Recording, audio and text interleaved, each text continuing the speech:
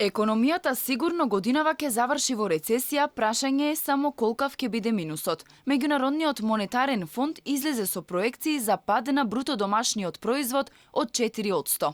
Фондот информира дека појавата на COVID-19 предизвикала силен удар врз македонското стопанство.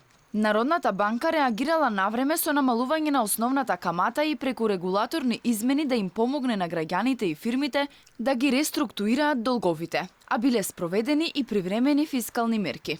Економските изгледи на Македонија значително се влошија како резултат на пандемијата на COVID-19. Се очекува реалниот БДП да се намали за 4% во 2020 година, како резултат на падот на домашната и надворишната побарувачка.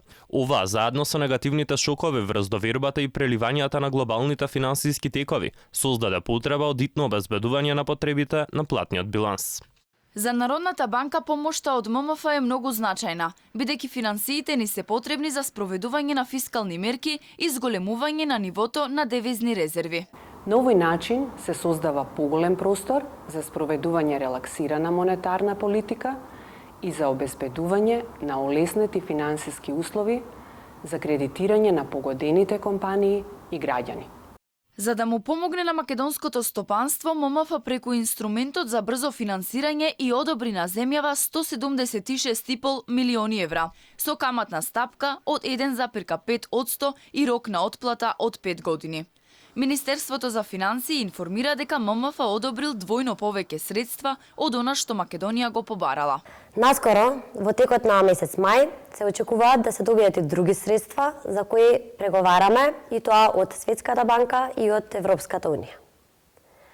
Секако во исто време, будно го следиме пазарот на капитал, кој се очекува наскоро да почне да се стабилизира, и затоа ќе започнеме и со постапката за издавање на еврообврзница. Слични проекции за рецесија имаат и домашните аналитичари. Проекциите на Институтот за економски истражувања Finance Think се дека 2020 година ќе ја завршиме во рецесија од минус 3,8%, поради намаленото производство и затворање на фирмите во угостителскиот сектор.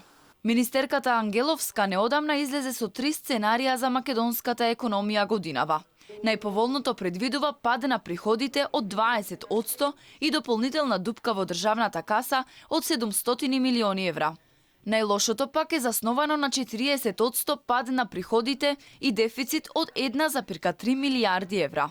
Недостатокот ќе се покрива со еврообврзница тешка 800 милиони евра, 176 милиони од ММФ, 140 милиони од Светска банка, домашни заштеди на институциите од 106 милиони евра, како и пари од Европска унија.